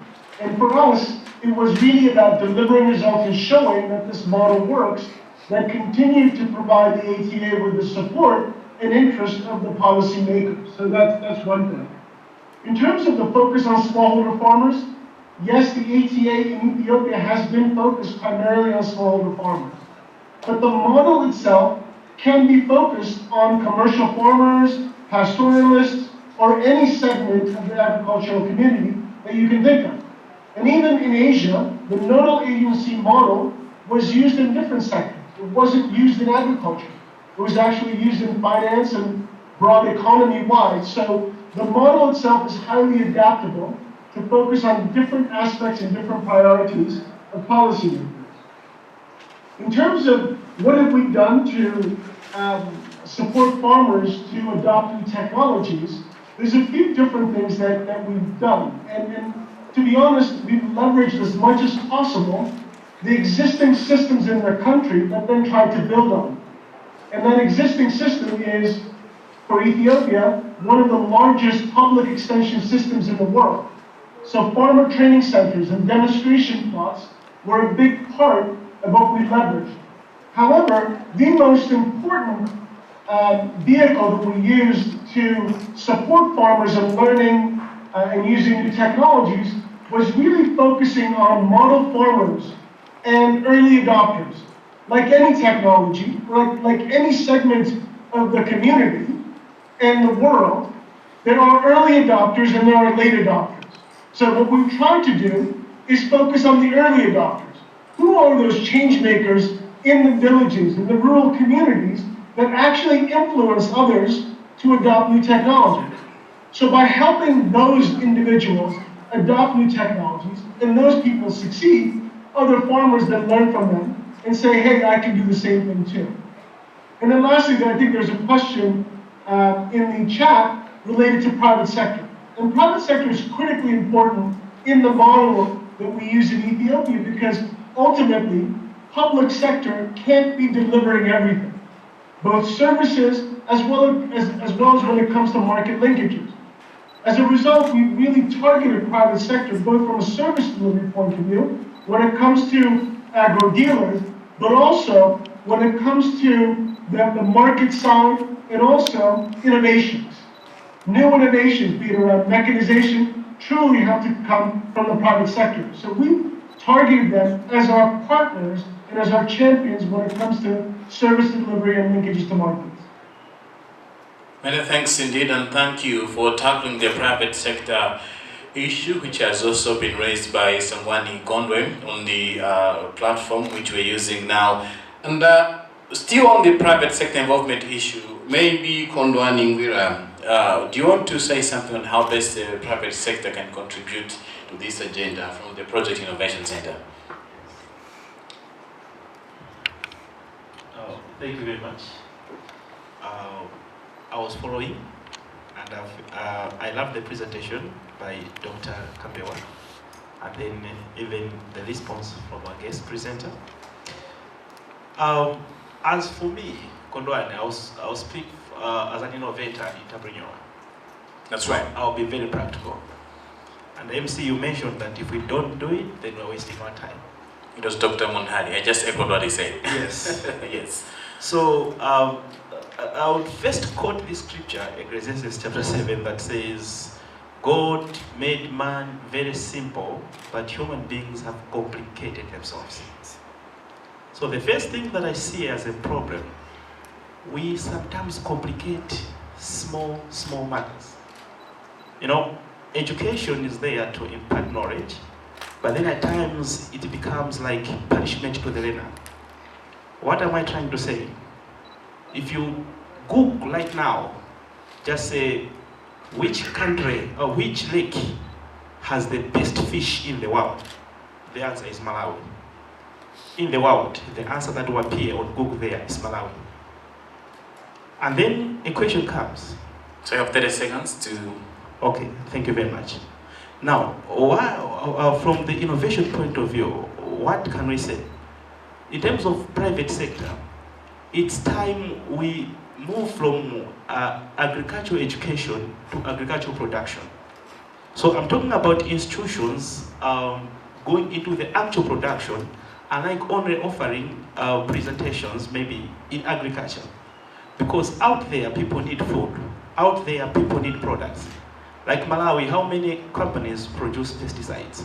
And yet Malawi is an agro-based nation. So because of 30 seconds, allow me to stop there. Thank you. All right, many thanks indeed for tackling that one. Before I recognize Prof, we have the chair, Parliamentary Committee, Agriculture. There's an issue that has been mentioned to do with politicians, how they embrace these policies, inconsistencies, you know, change of government, change of everything, go back to square one. Then technicians are frustrated. How can we address this problem as a country, but also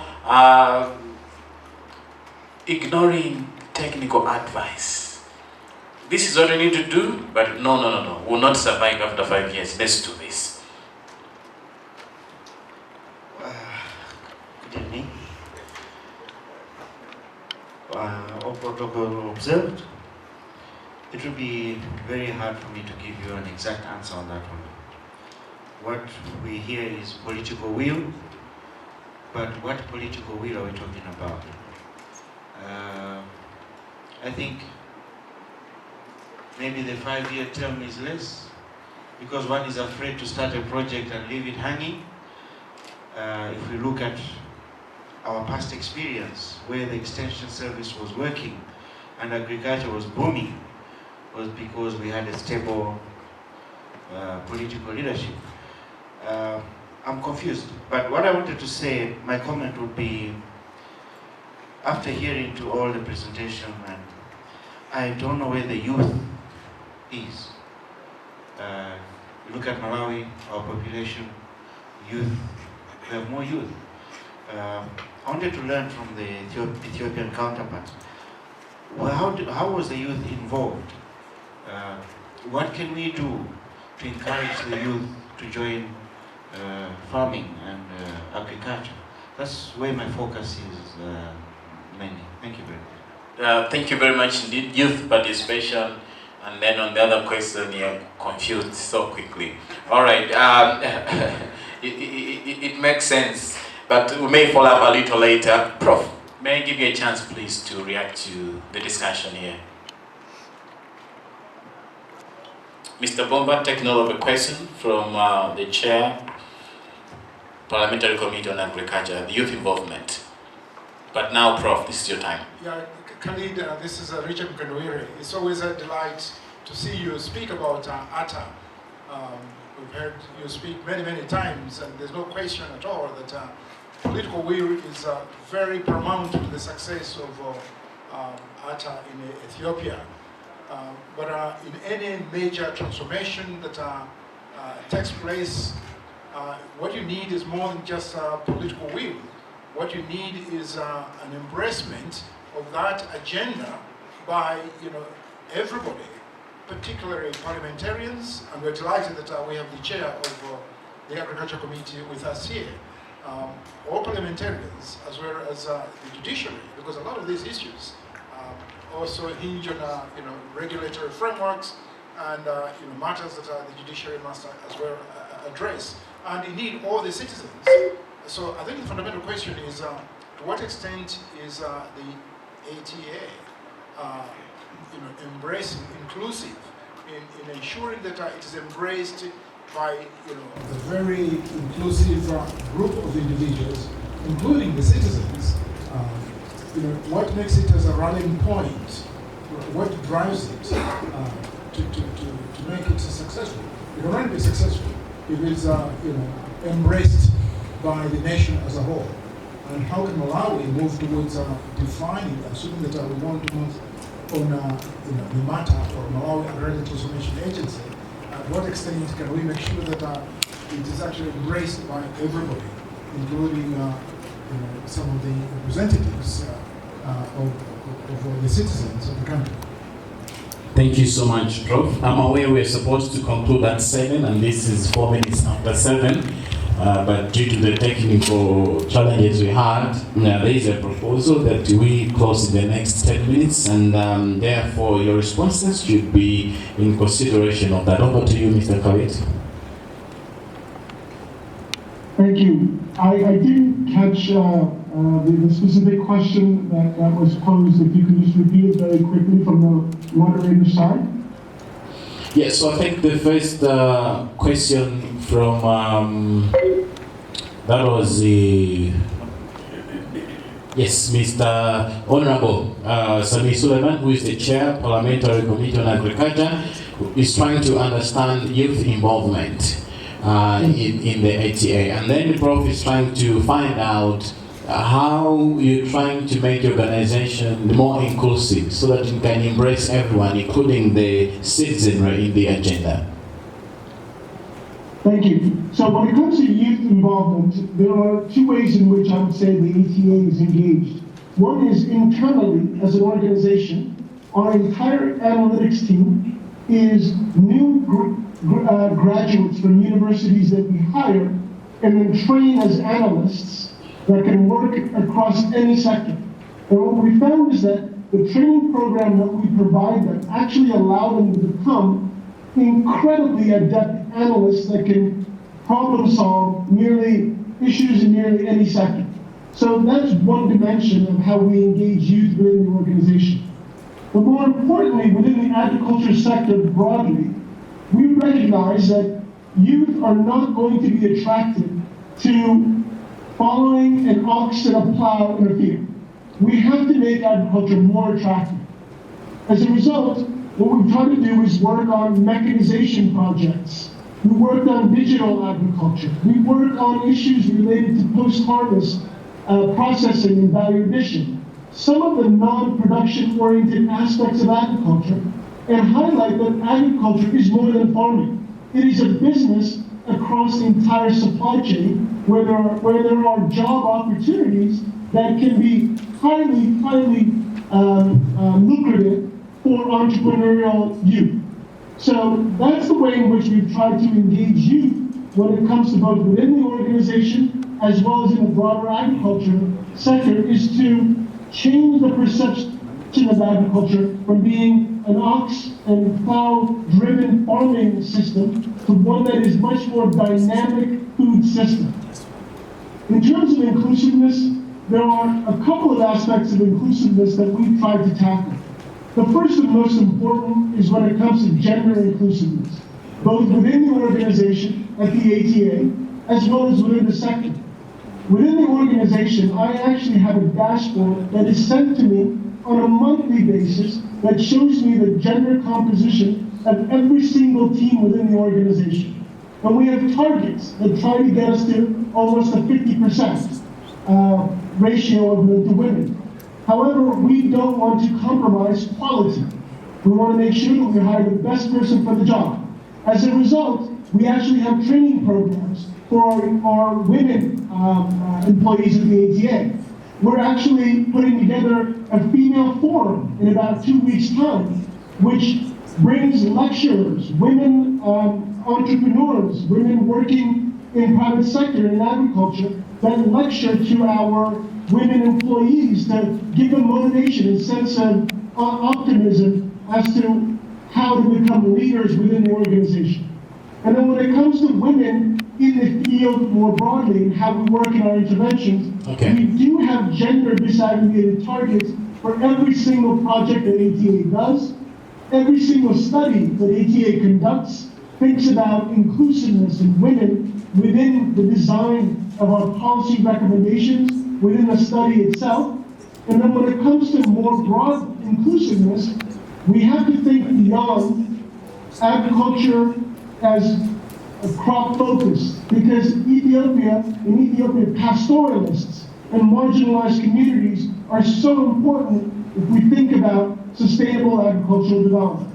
So that's another area of inclusiveness that we consider, is not just to think about farming from a crop production point of view, but from a livestock point of view, from a mixed cropping point of view, and then really thinking about different geographies of marginalized communities. Quite interesting. So I hope that that's Quite interesting feedback. Just a quick one. Where do you get your money? Someone is asking again. This is Riscan.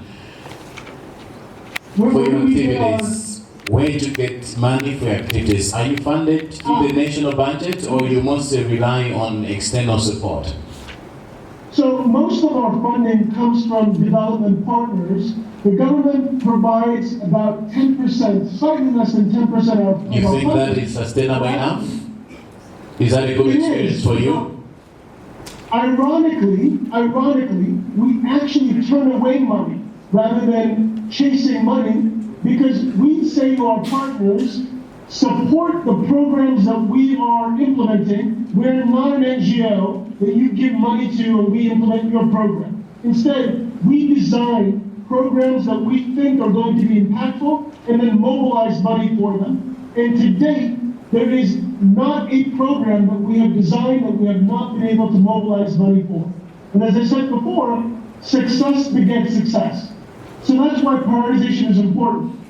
The first few projects that we implemented were so successful that every time we go to raise money for a program, people know that it's designed extremely well and will eventually succeed, that we will ultimately refine, and will succeed. And as a result, we have not ever had any problems raising money for the programs that we design. So thank you so much. Is 10% okay from the government, or you think it can be better if you're looking at sustainability of all these initiatives?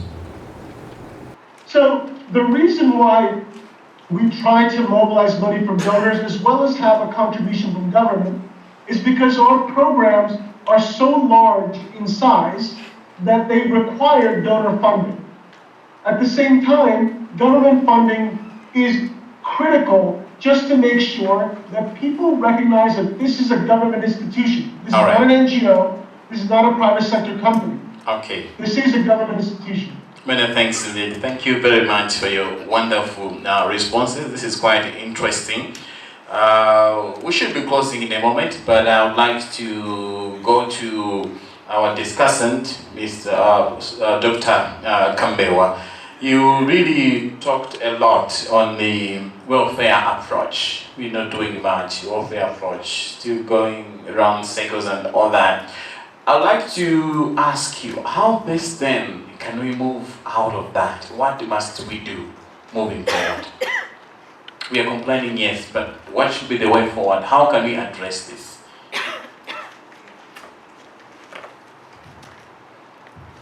Yeah, I think it's a dominant approach to development and agricultural development as well, the welfare approach. And I think I learned a lot from Amata Sen, who believes in the capabilities of the people to do development.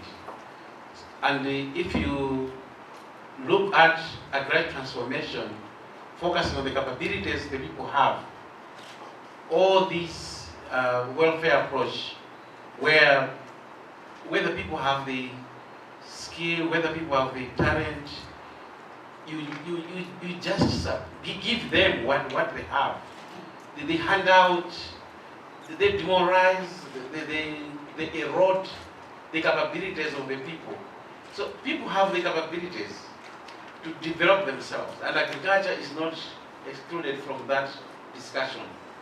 People are innovative. People have the reasons to think about themselves and how to develop this agriculture. But the more we see us coming in to do things for the farmers, to give farmers what they should do, it demoralizes the whole spirit of capabilities. People have just harvested. Then you see somebody going to give them handouts for maize. What does that do to those people? So anything you have gotten from the ADSCO that which you think we can do here and can work to address that problem? Is there anything? I think it's the business model that we're talking about here. Okay. And the business model does not entertain the laziness. Creation of the lazy society, the business model cannot work. As long as we entertain laziness, lazy society, forget about the business model to work. And I think that's the conflict that we have in Malawi, that we are trying to push the business model, but at the same time, the welfare models are so strong and demoralizing people, eroding their capabilities to develop themselves. Thank you so much indeed for your contribution. We really appreciate Pamela's quiet today. She's mute. I respect that. Now, Ridwell, do you want to react to some of the things? I will give you 2 minutes for closing, but do you want to react to some of the things that have been raised? It's about policy, it's about government intervention. Would you give a microphone to Ridwell, please? Ridwell. Sopole from the Ministry of Agriculture. Thank you very much, Mr. Facilitator. Indeed, let me join the other speakers to appreciate the presentations that have been made by the eminent speaker. So you may come here if you don't mind, so that our colleagues can capture your voice rightly. As I indicated, let me in first place appreciate the presentations that have been discussed here. One by Bomba as well as the discussant. I would like to agree with quite a number of issues that Bomba has raised. Specifically, let me perhaps focus on the issue of the importance of the policy as well as the utilization of the data and research to policy making. I think this is very useful. What caught my attention, I think from Bomba, is that they want to be careful that they're not addressing the wrong things. And so they want to utilize the data, they want to utilize research that then informs policy. And I think this is something that is very useful. A few weeks ago, I think this audience was sitting just across, and I think there was this discussion about the consumption of research, consumption of utilization of data in policy making. So I think this is very, very central. I also would like to perhaps emphasize the issue of political will. It has been said many, many times. And I think everyone agrees that if there is no political will, nothing is going to move.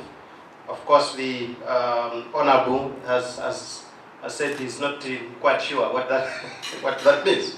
But I think it's also everything to do with like what the Prime Minister in Ethiopia is doing. So maybe that's the highest level.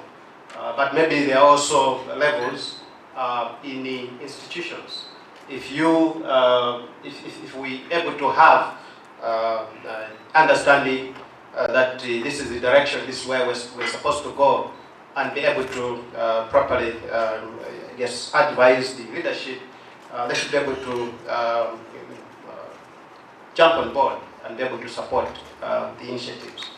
I think, as I indicated, I agree with quite a number of issues. The specific one that the moderator asked, I think, about the contract farming, which I think Ethiopia has mentioned, vis-a-vis, I think, our case here. As also we discussed, I think, at the last forum, we have a strategy in the ministry. But I think in terms of its implementation, one hurdle that it faces is the issue of how do you actually implement it. And one aspect that is challenging, I think, is an issue of the legal aspects. What happens if someone runs away from the commitments? And those are the issues. So as I indicated, I think that's something that is being reflected on. And we having to work together with colleagues from the Ministry of Industry and Trade. We're engaging with this commission, that is the, what is this commission? The,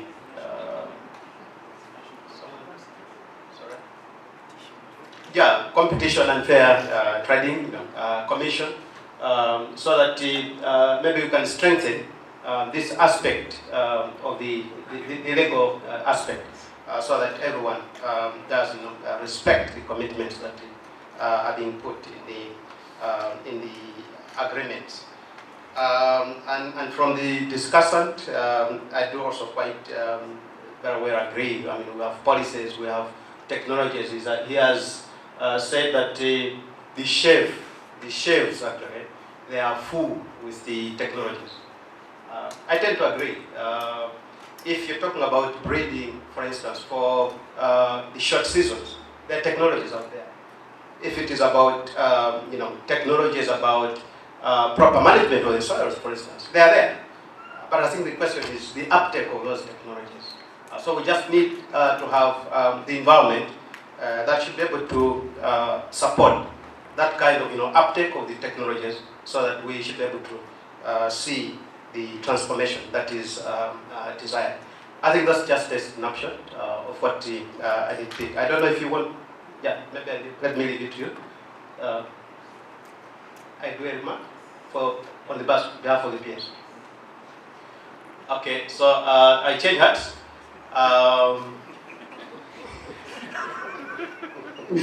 Yes, the moderator has given me space to make a remark, a closing remark for this session. Let me, in the first place, delay an apology from the PS that the last minute she could not make it. When I was coming, she was in a meeting, and at some point I did indicate to her that the meeting started right here, and she said she was going to join. But because the meeting dragged on and on, she could not make it, and so she's sending apologies. Let me go back to the notes that were prepared for her. Chairperson of the Parliamentary Committee on Agriculture, Prof.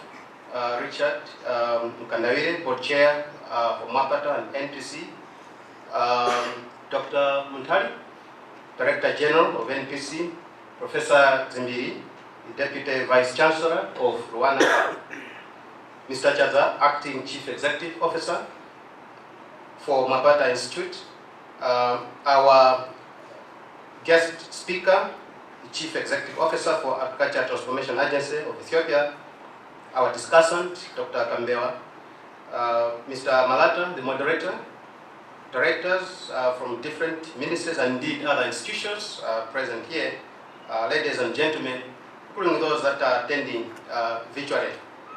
I would like to thank you all for being here and for your participation in the discussions this evening. I would like to sincerely thank our guest speaker for accepting to share with us the successes in agricultural transformation from Ethiopia, and for eloquently making the presentation under the theme Agriculture Transformation for Wealth Creation.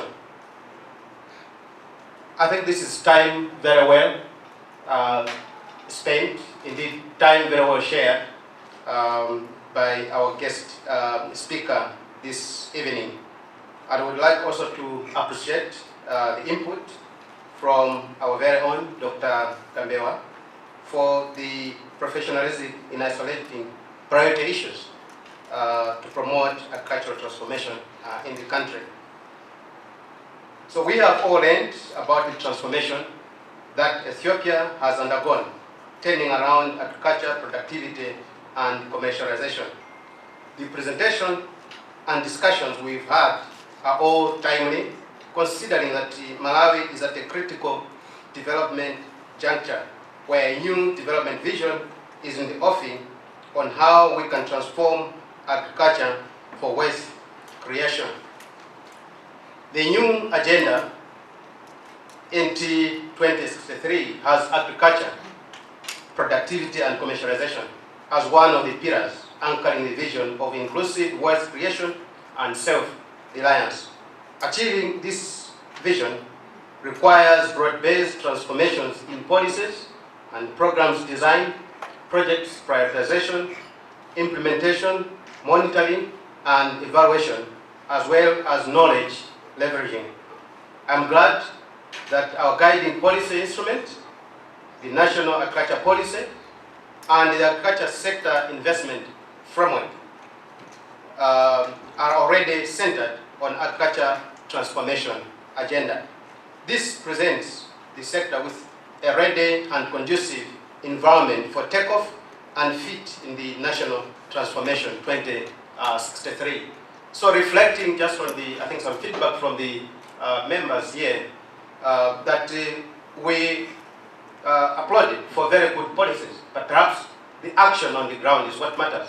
So I think this is where the focus is going to be in terms of how do we put all our efforts together to make sure that the transformation that we desire indeed takes off.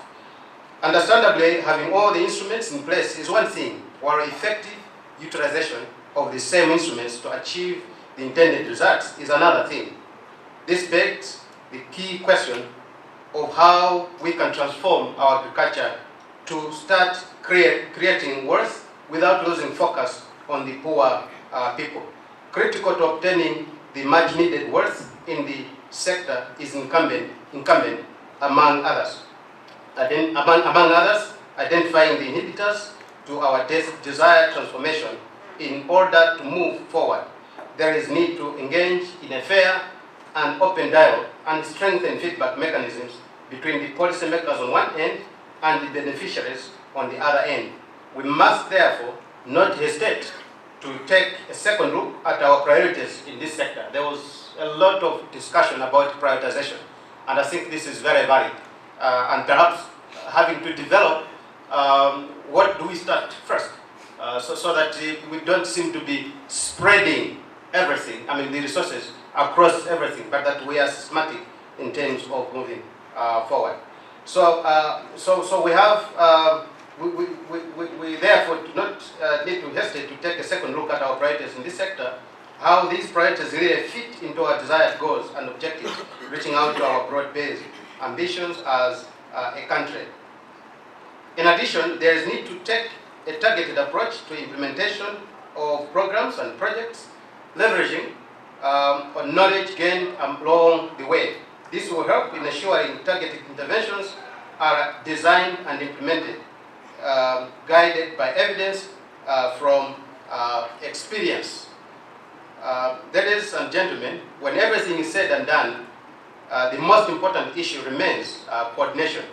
Disjointed programming and implementation of every intervention in this sector, let alone the entire nation, perhaps is also what has contributed to and may be the stumbling block to the success of agriculture transformation. I'm happy today that we have other businesses that are participating in this engagement, even in the agriculture programs.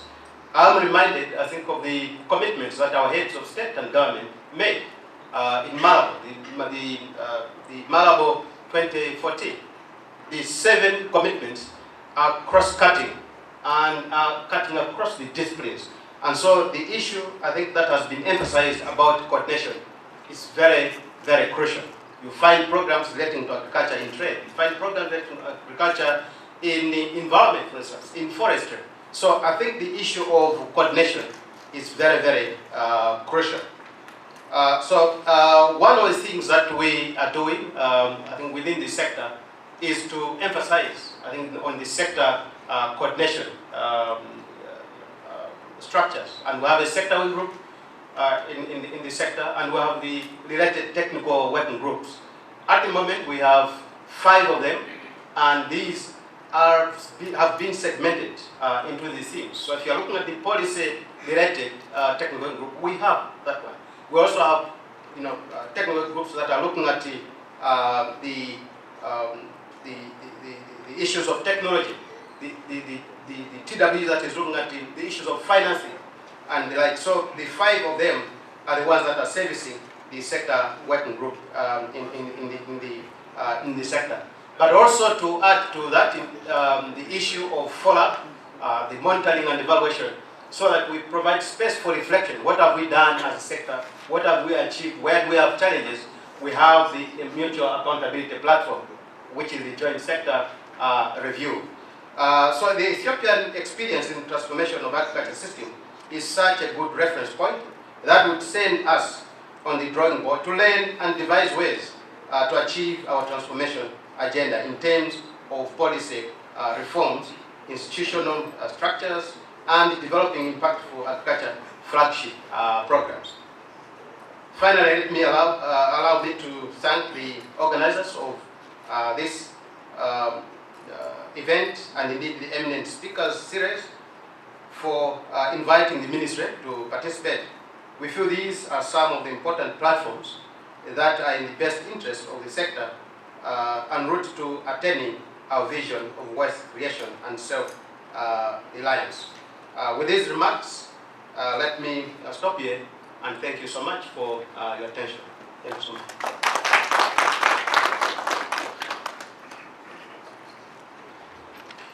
Many thanks indeed. Ridwell Musopole from the Ministry of Agriculture, and indeed remarks presented on behalf of the Principal Secretary in the Ministry of Agriculture. Quite interesting hearing from you, and for sure if Ethiopia did it, I think you can also manage. The wave of change is here.